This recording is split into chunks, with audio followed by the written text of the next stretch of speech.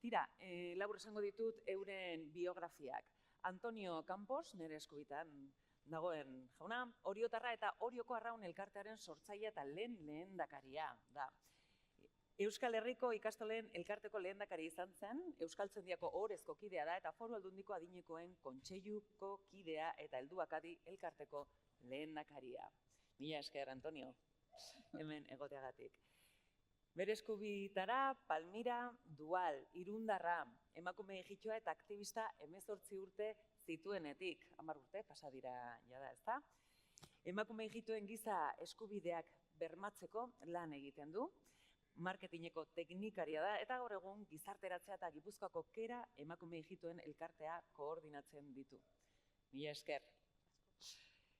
Iñaki Tolaretxipi, ingeniaritza industrialean doktorea eta Euskal Herriko Unibertsitateko irakasle titularra da.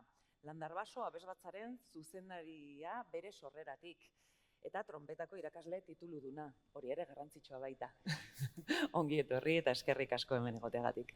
Tira, lehenbiziko galdera, testu ingurua jarri diezaiogun, hor botako dizuet. Iñaki, ze egoeratan dago gaur egun zuen elkartea, Landarbaso abesbatza? Egia esateko oso momentu politian dago, Landarbaso sortu zen duela 34 urte, oso egoera ezberdinak pasa ditu, hasieran oso talde xumea zen, eta egon duzan urte bat 2016 eta ez dira urte asko pasa horren inguruan, hazkunde prozesu oso handi izan zula, gehien bat ziginelako aurre eta gaztekin, eta hori nik uste dut momentu honetan da bizitzen dugun horren ondorioa. Landarbaso abesbatza talde gaztea da. Momentu honetan 250 pertsonak betetzen dugu alako taldea. Egia esan asko gaudela eskolaz kanpoko, 100 eta piko eskolaz kanpoko ekintzetan daude, eta beste 150 gutxi gora bera gaude astero gure lokalean. Hori deitzen diogu da familia, eta guretzako Landarbaso abesbatza, eta hortan lan asko egiten dugu da famili bat. Beraz, artistikoki badarama urte asko ondo, 24 sari internazional ditu talde nagusia, Landarbaso abesbatzak, baina hoge baditugu beste zenbait talde, gazte taldea dizizka, aurren abesbatza, guretzako altxorra dana, 78 aurrekin, gaur egun alako gizartean gutxik abesten den egoera honetan, alako talde aukitzea izugarria da. Eta orduan, familia oso handia gara, eta oso arro gaude egiten aigean lanakin. Ze poza hori entzutea. Zuen erronkak ere badituzue, baina hori aurrera goitze egingo du, ez da horren inguruan. Konta iguzu, Palmira. Ikusita gure elkartea, sortu zen 2013 garren urtean, egia da oso elkarte txikia zen, eta 2021 garren urtetik aldaketa polita bat egin genuen, izena, logoa, estatutuak ere berrikusi egin genuen, eta hor bertan erronka momentu honetan, edo 2021etik orain arte, ikusi dugu Kera elkartea handitu duela, ez? Osea, sare sozialak, harremanak beste elkarteekin oso positibo eta laguntza asko, ez? Egin digu elkarteari, eta ere gure erronka momentu honetan da emakume talde horiek finkoak izatea, ez? Estabilitate bat lortzea beraien bizitzan. Hori ez da erresa, ez? Zeren azkenean emakume egitua izatea gaur egun gizarte honetan ez da erresa, ez? Zure gauza kentzea parte hartzeko momentu batean zeozer egiteko elkartean, estabilitate hori oraintxe bertan gure erronka da. Iraunkortasunaz eta lankidetzaz ere hitz egingo dugu, ezta? Erronken artean. Antonio, konta iguzu, ze egoeratan zaudete zuek helduak adin? Ondo eta gaizki. Ondo, gu talde txikikoak gea, 11 persona, aukeratuak, adedo aukeratuak, eta gure eginkizuna batez ere da pentsatzia. Pentsatu eta idatzi. Eta alde hortatikan nahiko ondo gaude. Gu pentsatze dugu, bizitza honetan gaudela zoriontsu izateko, baina zoriontasuna lortu ahal izateko, berda nolabaiteko prestakuntza bat.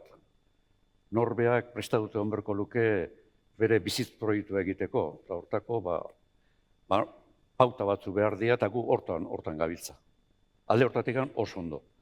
Baina gure lana lan voluntarioa da, nahi eta nahi ez gu bezalako elkarte batek koordinatzaile bat behar du, bestela ezinbesteko izango litzake gure eginkizuna, eta, gure lana nola voluntarioa dan, eta doan inberdeu, eta gu fakturatzen nola ez dakaun, dirua esan dugu lortu. Eta gure koordinatzaileai ordaintzeko, behin baino gehiagotan, eskua batekan sartu behar izan dugu. Eta hori oztopa da, guretzako eta aripetze beste elkarte askotzako ere. Eskerrik asko.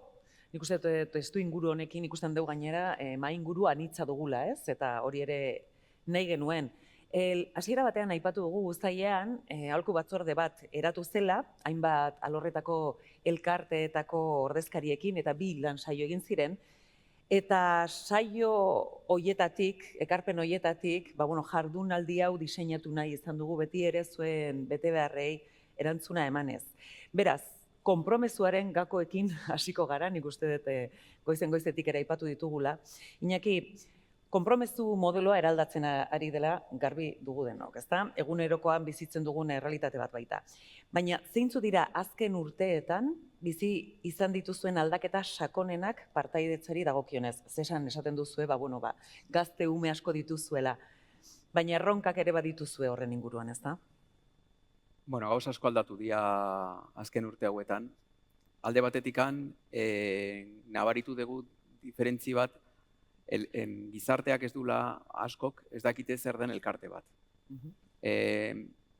Askok ez dakite zer den enpresa bat, edo udalak ematen duen zerbitzu bat, edo elkarte batek ematen duen zerbitzu bat, esan dezakegu horrela hortan. Hori eskolaz kanpoko aktibidadeekin oso nabaria da. Eta orduan, konpromiso hitza askok ikusten dute zerbitzu bat ematen dugula. Guk ematen dugu zerbitzu bat gizarteari. Eta ez da horrela, gu azkenean elkarte bagara, eta horreta guretzako importantea da familia hori sortzea, ez? Eskolaz kanpoko aktibidadetikan aparte, askok abesten dute, baina horietatikan aparte daude guraso batzuk, eta horiek klabe dira. Konpromisua, aurren konpromisua, 8 urteko aur baten konpromisua gurasoengan dago. Gurasoak ez bali madaude implikatuta, ez daukagu ezerritik. Eta guraso askok hori, edo batzuk behintzat, ikuste dute beraiek direla lehendabizi eta gehu umeek. Eta oso triste iruditzen zait hori. Iruditzen zait, justo bain adibide bat jarriko du, Diario Baskoko kontzertua eduki genuen kursalen, 80 urte urrena betetze zala, guraso batzuk esan ziguten kontzertua sortzitzen zala eta hurrengo gunean beraiek goiz jeki bertzutela lanea juteko. Eta kontzertu 10etan bukatu zen. Ziur nago guraso horiek 10etan etziela jun nobera. Baina, bere umeek Euskadik Orkestrarekin zaukaten aukeroi kontzertu emateko dispuesto zeuden ez egitea. Eta halako bizipen hori, beraien aurrek zaukaten bizipen hori galtzea. Konpromisoa zer da, aurren faltarena edo gurasoena. Gurasoak asko pentsatzen dute berarengan. Eta ez bere aurrengan. Eta hori askotan zabaltzen da beste egoereta. Gure kasuan, gazte gehienek izugarrizko konpromisoa daukate. Eta helduek areta gehiago. Helduekin gertatzen zaigu zen olako egoeran daude. Helduek hitzeiten egea 20 urteko gazteek. Beraiek askotan dependitzen dute beren enpresak, bere lanak eta bar. Eta lehen, duela 20 urte, jefe arduradun batek esaten malemazion, egun hauek hartu ezakezu juteko landarbaso batzarekin ez dakin noa, etzan arazoa, gaur egun bai. Hilabete balenuo, igual esaten, bai, izan izun jai zenula egun horietan, baina orain ez. Eta behar bada igual bidai badago estatu batuetara, bilete hartuta eta dena, eta hori da galdu egitea. Orduan, konpromisua ez da bakarrik partaidena, baitzeta diara enpresetan dauden jefenak, elkartegintza sentitzen duten edo duten sentitzen asko pertsonen artean, gurasoenak eta bar. Eta hori oso aldaketa importante izan da, nik uste dut azken urte hauetan. Ze garrantzitsua esaten duzun hori, hau da, gizarte konpromezuaz ari garela alegia, haratago doan sare bat dela. Antonio, zu urteak daramatzazu, elkarte askoetan partaide, eta lehendakari ere, konpromezuarei dagokionez, konpromezuarekiko erlazioa aldatu eginda azkeneko hamarkadetan? Nik uste, baiez, ni gaztien itzanen, hiladana iteko zion. Orduan egin betzan eta gu egite hortan sartu ginen nahiko errez. Gaur ez dut esango dana egin adonik, baino asko gelitza honik egiteko, baino egin behar dan hori igual gauza teknikoago da, eta gaur elkarteke beste erabateko antolatu berdiela uste dut. Guk hasiera baten egin unak gaur ez luke balioko. Konpromesuena berriz, konpromesua gure demuan, voluntarioa zen, eta oain konpromesu voluntario hori bado leku askotan, baina beste zenbait lekutan behar bada lana zailago dolako, beste erabateko elkarte batzuk eta sortzen nahi dira, eta orduan ja sartzen nahi da baita ere diruga. Eta gaur badaude voluntario gestian profesionalak ere, eta beharrezkoa gana iruditzen. Hori ere urrengo mai inguruan ere hitz egingo dugu horren inguruan, bai? Palmira, zuen kasuan, idiosinkrasia desberdin bat baduzue, komunitate bezala, zer ronka dituzue parte hartzeari dagokionez?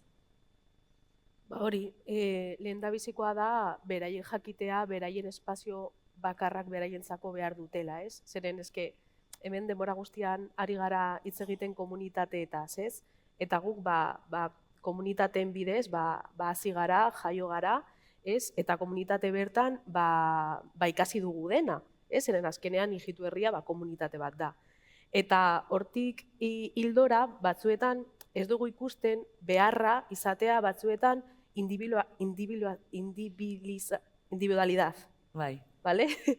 Orduan, hori da, individualismo hori batzuetan behar dugu, ez? Gure bizitzan, gure beharrak nireak, ez? Ez nire komunitateen beharrak. Ikusterakoan, kostatzen da pilo bat. Bale? Osea, ez da gauza konpromeso hori ikusi behar dute beraiek, ez? Baina beste guztia, osea, komunitateen konpromesu hori izatea oso ona da. Zeren azkenean hori, osea, nos ha salvado la vida, ez? Después de hainbeste lege gure kontra, nola hemen gaude. Osea, zergatik, komunitatea antolatu garelako, ez? Eta ikustea beraien beharrak eta konpromesu hori etortzeko elkartean eta ikusteko zer behar dut nik, batzuetan konpromesua ez daukate, etortzeko gure gana. Baina hori ikusita, zeren emakume hijitu guztiak ez dira berdinak, ez? Hori, dibertsitate pilo bat daude emakumearekiko, eta emakume hijituan ere bai, ez? Eta bakoitzak bere erritmoan, beharren arabera, konpromesu bat egiten dute, beraiek kerarekin, elkartearekin, ez? Benga, gustatzen zait, behar dut, nire lekua, nola aldut gestionatu hau, eta batzuk konpromesu puntu hori daukate, ja finkatuta, ez? Eta batzuetan errekriminatzen diote bestei, ez dutenak etortzen edo parte hartzen, eske ez du parte hartzen. Eta zergatik, zeren begira zelan polita egiten dezute, eta zenbat gauza eskaintzen diguzute, ez? Guri. Eta orduan, beharren arabera, nortasunaren arabera ere bai, konpromesu handia dago eta beste batzuetan ez. Hori da, batzutan esaten dugu, ez pertsonaren arabera izaten dela, eta pertsonaren arabera, igual akaso gizartearen arabera izan behar lukeela, ez? Oraintxe esan duzuna, Zuen kasuan, individualtasun hori Behar dugu pixka denok behar dugu Pixka bai, baina bat. zuen kasuan horren bila zabiltzate, Hori da. eta beste kasu batzuetan justu kontrakoaren bila, Kontrakoa, ezta? bai. Orduan hemen badago zeharkako ikasteko aukera zoragarri bat. Konpromezua ikasi daiteke, leheno ari ginen, ez? Konpromezuaz. Ikasi daiteke, Iñaki zuko aipatzen zenuen, familiatik datorkigu ikasketa hori, edo nondik etorri daiteke? Nire iritziz, klabea da azkenean bakoitza badaukagu gure egin beharra, gure lanak eta bar, eta gero daukagu gure denbora libre bat. Gure denbora librean nola aprobetxatuko dugu, nora erabiliko dugu. Eta hori da norberaren erabakia. Azkenean batzuk nahi dute zioi batean honetzen da arratzalde osoa, eta ez dute zer egin nahi. Baina badaude beste batzuk, badaukatela beste iniziatiba batzuk, eta nahi dute, zerbait egin nahi dute era komunitarioan, eta bar, eta bar. Azkenean, erabaki bat hartzeko eta bestea, netzako da pixka bat, bizitzarekin zen olako maitemindu, ez dakit nola esan ez, baina gogoetak dauden zuk zer egin dezakezu elkarte baten edo gizarte baten inguruan. Nei iruditzen zait, oso zaila dela konpromiso bat hartzea edo zure ordu horiek elkarte batengan gastatzea edo erabiltzea, ez bale maezu elkarte hori miresten edo baloratzen. Eta orduan, iruditzen zait, azkenean pertsonak gela seres de costumbres. Eta orduan, zu baldin bazaude elkarte batean, non baloratzen dezun elkarte hori, miresten dezu elkarte hori, eta ikusten dezu zure ondokoak badaukatela konpromiso importante bat talde horrekin, azkenean asko zerrexagoa da pertsona hori konpromiso hori hartzea edo ez. Noiko gertatzen zait, abez batzan, konpromiso basiko batekin, puntualidadea. Ez? Ensaioa lautan hasten da, eta berri batei esaten diozu, etorri berdula lautan ensaiora. Bale, etortzen da lehen da biziko egunean lautan, baina denak etorri dira labak eta laurdenetan. Bigarren egunean ez da lautan etorriko da labak eta laurdenetan. Zergatik ohitun dela sistemara, eta sistema inpuntual horretara. Baina lautan baldin bada ensaioa, eta denak etorri baldin badia lautan, eta hori etorri baldin bada labak eta laurdenetan, bukatzerakoan galdetzen dio, ze gertatu zaizu? Ez? Zergatik etzara lautan etorri. Orduan, askotan konpromiso dator baitare, pertsona guztiz ezberdinak, batzuk ez dira puntuala izango inoiz, ez? Baina erresagoa da, puntuala izatea, zure komunidadea, zure ingurua puntuala baldin bada, por el ser de costumbres. Baina hortarako baloratu berdezu taldea, baloratu berdezu egiten den guztia, eta bar, bestela, imposiblea da. Orduan, landu daiteke, nik uste dute refleksio horretara iritsi daiteke, baina komunidade hori konpromiso baldin badauka, berriak etortzen direnak edo bertan barruan daudenak erresago izango dute konpromiso horren barruan egotea, konpromiso hori ez baldin badago eta kaos bat baldin badago. Batzuk konpromisoa daukate interiorizado, eta beste batzuk ez daukatein sartuta eta nolapait moldatu egiten dira egoerara. Esaten zunez, filosofo batek akzioak errepikatuta, ohiturak bihurtzen diela, ohiturak errepikatuta izana bihurtzen dela, eta izana demorarekin patua ere, bilakatzen dela. Eta hortik ere tiraka, azkenean zuk diozuna, ohiturako pertsonak gara eta gizartea gara. Antonio, transmisioaren inguruan ari gara, azkenean hortan datza baita, babesleku, transmisio, zer pasatzen ari zaigu egun adineko jendearen hitzak lehenago zuen balio berdina ez izateko, edo hori da behintzen niri begiratuta gizarteari geratuta etortzen zaidan sensazioa. Horrela alda, eta ze pasatzen ari zaigu belaunaldien arteko deskonexio honekin? Ez dakit hori horrela dan. Eta baldin bada ez luke behar izan. Ze azken baten, bizitza hau ibilbidea bada, jaiotzegean ezkio sartzen aztegea, eta hor lau etapa pasatzaitu, umetasuna, gaztetasuna, heldutasuna eta sartzaroa. Eta guztiok, txikitatik hasita nahi dugu, sartzaroa iristea. Eta sartzaroa ondo iritsi behar baldin badeu, hor erkarlan bat egun badu, zea guztietan. Etapa guzti horietan. Orduan, nik ez dakit, behar bada oain geho eta zeak gehiago dago, interkonexio gehiago dago, eredu ezberdinekin, edo talde ezberdinekin, zaharra gaztekin. Nik uste hori gero eta gehiago indartzen nahi dela eta hori benetan oso da positiboa. Komunitatea azken baten personak osatzeu, eta persona komunitate baten sartzeia helburu bat, nola nahiko helburu bat dakelako, ezta? Eta helburu hori lortu ahal izateko konpromisoa ere berda, behar bada gaur horrek fallatzeigu. Gaur jendia errex etortzea taldeeta, baina konpromiso hori adibidez talde direktiba bat eneoteko, geho eta zailago da jendia bilatzea. Talde eneoteko bai, baina konpromisua finko bat eskatzen baldin bau, hortik jendiak alde ditu. Bai, lehenago nik uste historian zehar ez, behin elkarte batean sartzen zinenean, ia bizi osorako zure elkartea zen. Eta gaur egun sartu atera asko egoten dira, ez? Eta egoera ezkea, elkarretako egoera nik uste erabat aldatu dela. Leheno esan duten gauza horregatik, ez da?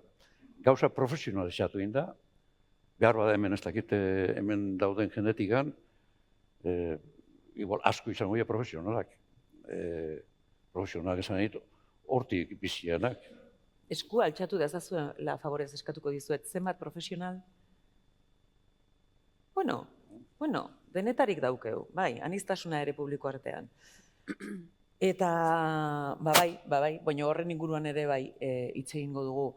Palmira, zuen kasuan, nola egiten duzue kaptazioa, ze ez duzue, ez zaudete zai, jendea zuen gana, ez, etortzera, baizik eta zuek bila joaten zarete, gazteak zarete eta gazteen bila zoaztete. Hori da.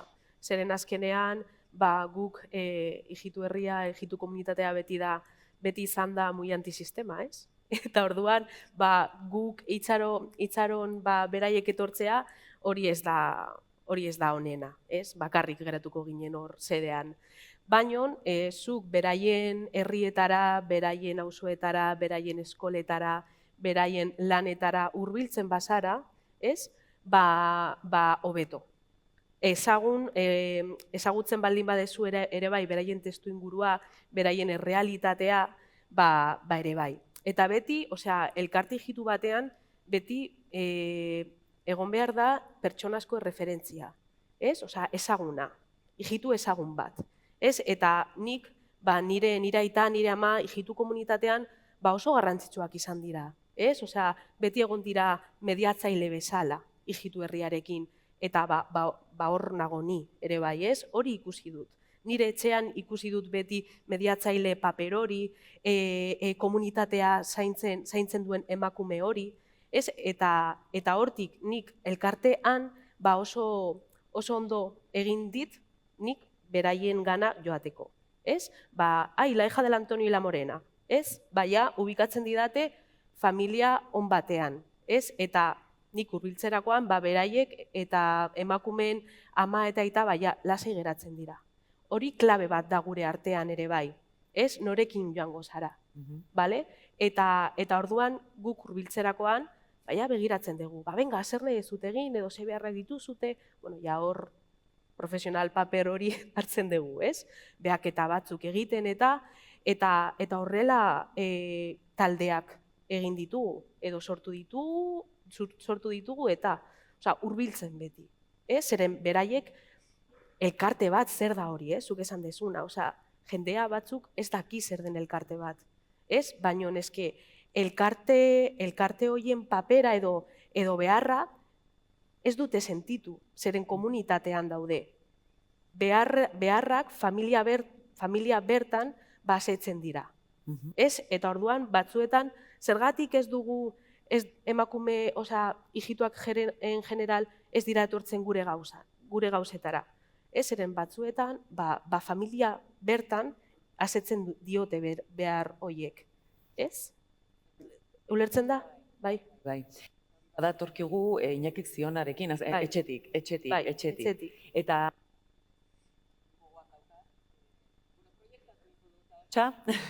gogoan daukat aldez aurretik elkarrizketatu edo bintzat solastu dugu, ez? Elkar ezagutzeko hobeto. Eta zuk adibide bat jartzen zenuen, hau da, museoak ezagutzen diren moduan, ere, igual bisitak nola egiten diren museotara, akaso elkartetara ere egin beharko liratekela, ez?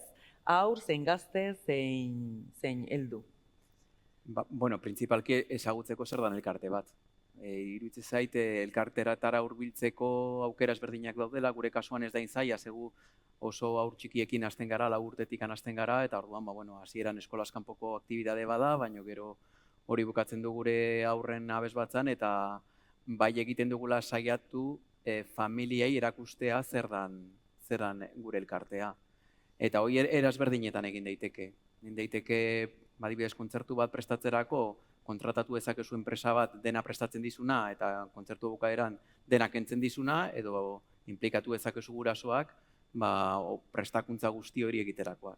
Horrek egiten duna da familia handitu eta sentir de pertenentzia edo baloratzen dute askoz gehiago elkarte hori. Eta honetzako klabea da. Zergatik handa klabea, ze azkenean pertsona horiek baloratzen baldin badute elkarte bat, aukera gehiago izango dute beraien lana orduak, interesa eta elkarte horren barruan eukitzea. Eta aurrak, ez baldin badakite zer dan elkarte bat, ez dute interesa izango elkarten gintzan, azken finean.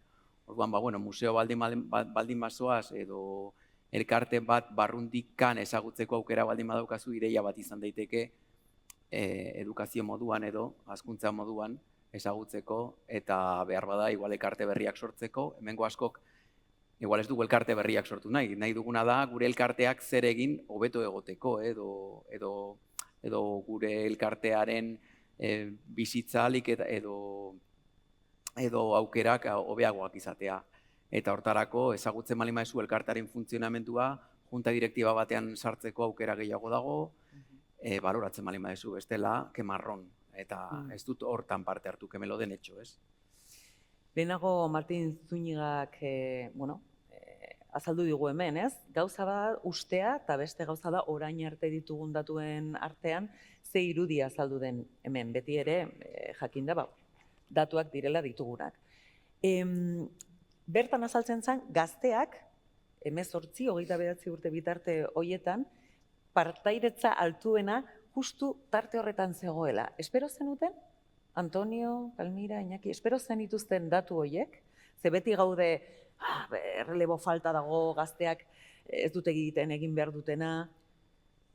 Gazteek gauza asko botatzezkegu kontra, iruditzaigu gazteek ez dakiz erdiela, eta nik uste gaur egun gure denboan ez zeon gaztedi badola.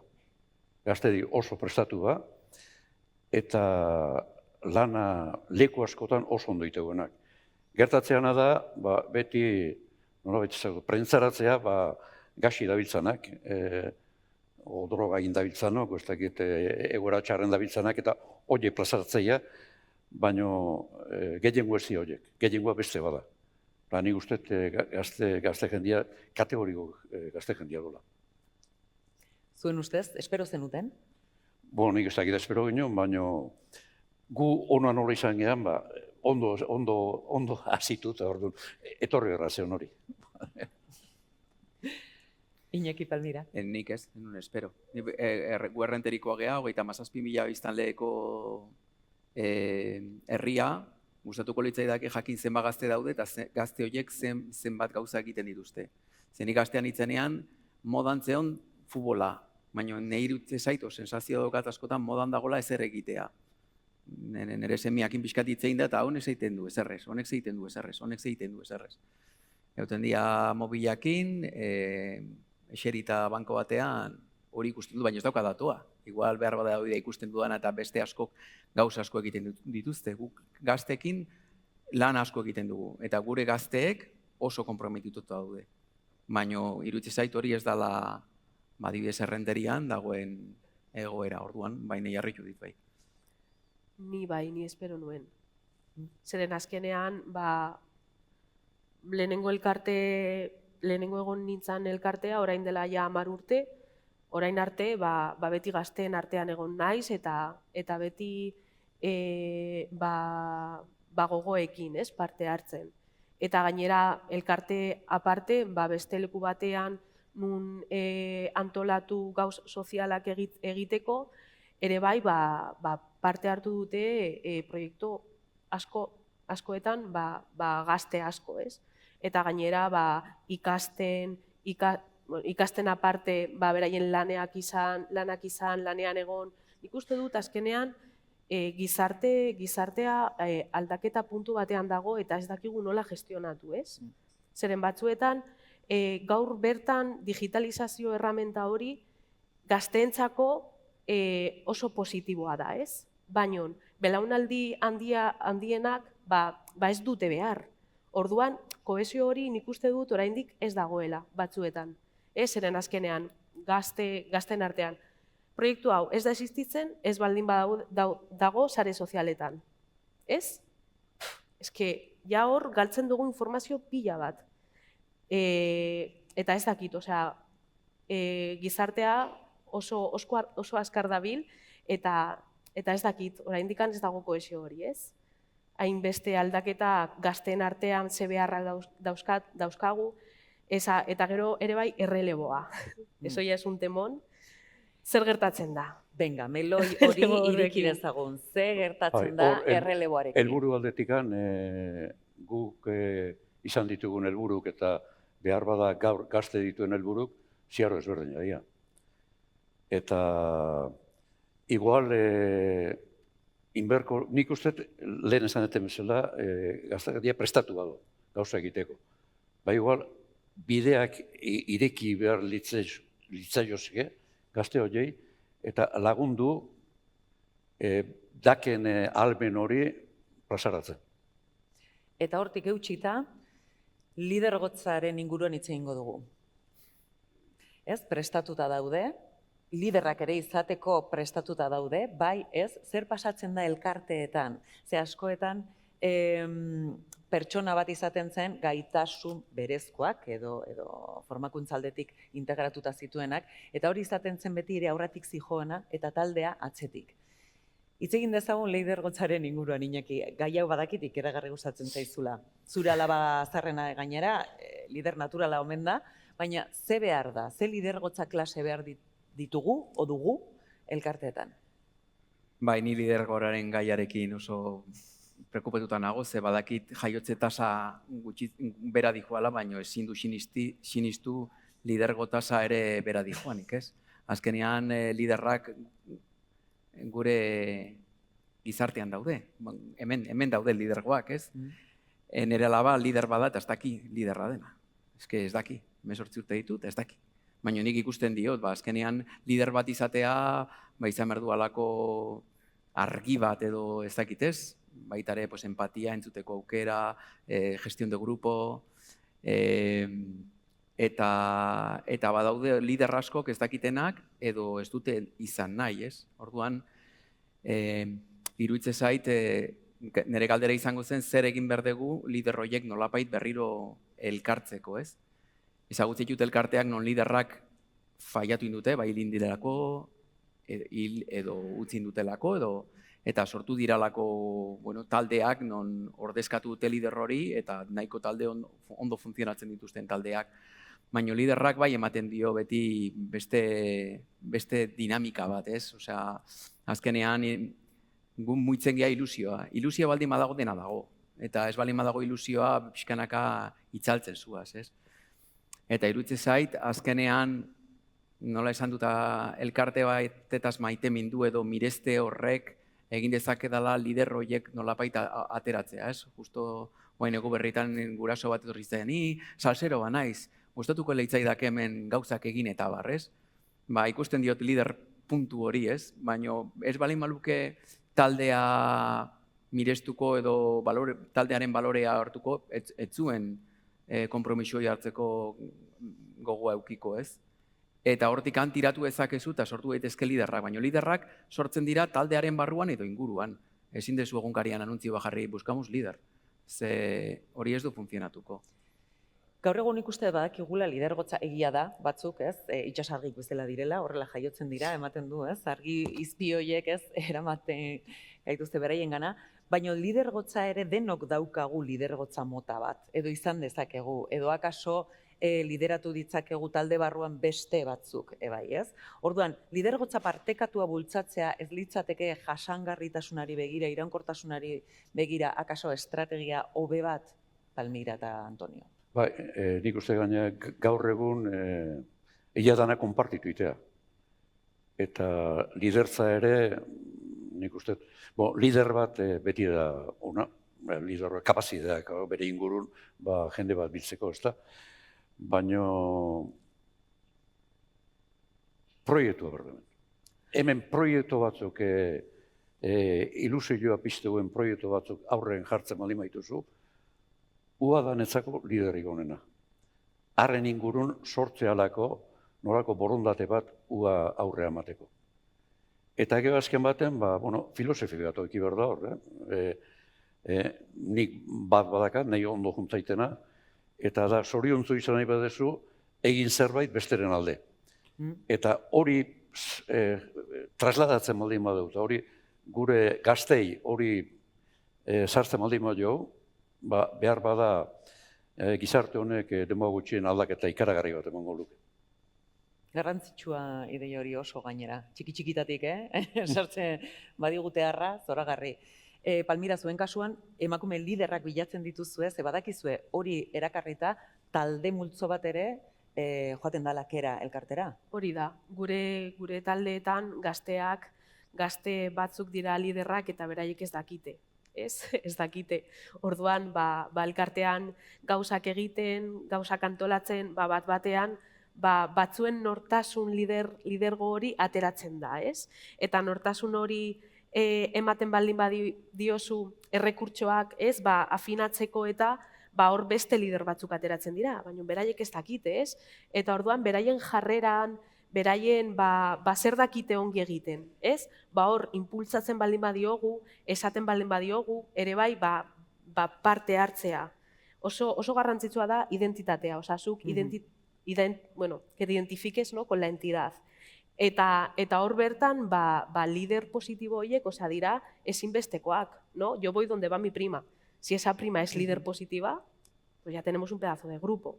Ulertzen, ere bai, lider positibo hori erortzen baldin bada, edo bere momentu onenean ez baldin badago, ere bai, hor dago el momento de beraien lehengusinak benetan gustora daude elkartean, lider positibo hori ez baldin bada etortzen, beraiek etorriko dira, ez? Eta momentu horretan, guk ere bai ikusten dugu zelan egin dugun, ona ala txarra, edo ez hain ona. Ez? Lider positibo hori ez baldin bada etortzen eta beste lehengusinak edo beste lagunak etortzen baldin badira, superondo. Ez? Orduan, lider positibo hori bere gauz onak eta bere gauz txarrak dauzkagu gure testu inguruan, elkartearen testu inguruan. Baina oso garrantzitsuak dira. Eta kaleetan ere bai daude, baina beraiek ez dakite. Kuadrilletan, etxeko gazteetan, hor auzoan daudenak, zergatik egiten dute gauzak. Ilusio hori se kontagia, bestei. Kutsatu egiten da bai. Eta beraiek mugitzen dute mundua azkenean. Oso kurioso iruditzen zain nola komentatzen ari zareten, ez dakite. Akaso igual pertsona horiek identifikatu, formatu, berai informazio helarazi, erakarri. Ze azkenean, enpresetan hori egitea oso normaltzat daukagu, ez da? Osa, enpresetan, pertsonen kudeaketa dela, lidergotza, ez dakite, core skills eta movida guzti hori, ez? Garbi daukagu, ondo montatuta egoteko talde bat hori behar dela eta iraunkorra izateko. Elkarteetan zergatik ez dugu hori egiten. Hau da, akaso finantzaketa kontua da, formakuntza kontua da, mentalidade kontua da? Ni hor, hain naiz irakurtzen, komunitatea elkargintzatik eraikiz. Eta, ez da erresa. Guk, helduak adik badaka baita ere helburu oitako bat, helduen institutua jarri nahiko genuke martzan, baina benetan zaila da. Eta zaila da, elkarteek bere zilborre begira bakarrik gauten dialako, gehien bat. Asko dakau elkarrekin iteko, baina ez dakit bildurra don, o zer don, nik ez dakit zer don, baina oso zaila izatea elkarrekin lotzea. Komunitatea, elkartekin sortzea oso zaila. Ezta, lankidetza, behin eta berriz ari gara horren inguruan. Zaila da, Palmira zuen kasuan, ez? Edo bai, askoekin zaudete elkarlanean. Bai. Gure artean komunitatearen edo elkarte. Zuen elkarteak, beste elkarte askoekin, bai estatu mailan, bai Gipuzkoan, bai Euskal Herri mailan. Hori da. Estatu mailan hainbeste elkarte ijituekin gaude, batez ere emakume espezifikoke ijituekin, oso handiak daude eta beraiekin lanean gabiltza. Eta ere bai, Gipuzkoa mailan, Irunen, dauzkagu ere bai, elkarte batzuk nun impulsatzen gara, inkluso proiektu bien artean egin ditugu, emakumeok zast, adibidez, kirola emakumea, eta hor ere bai elkartzen gara, ez? Eta beraiek komunitate ez ijitua, deskonozimendu pila bat dauka gutaz, ez? Gure komunitatetaz. Eta hor bertan, juntatzen gara emakume ijituak eta ez ijituak, eta ja ezagutzen gara. Egon naiz, ijitu batekin eskalada egiten, edo piragua egiten, eta ez da nik pentsatzen nuena, ez? Eta hor sortzen dira, pixka bat, estigma edo prejuizio horiek puskatzen direnean, ez? Abia puntu hori edo proiektu hori ez baldin bagenuen egin, hori ez da, mentalitate hori ez da puskatzen. Elitzateke posible izango, haratago eramatea. Hori da. Tira, publikotik egindako galderak egingo dizkitzuet. Hau Antonio Camposek esan duenetik planteatu da, profesionalizazioaren gorakada elkartegintzaren faktore emozionalaren galerarekin batera gertatzen ari dela uste duzuet.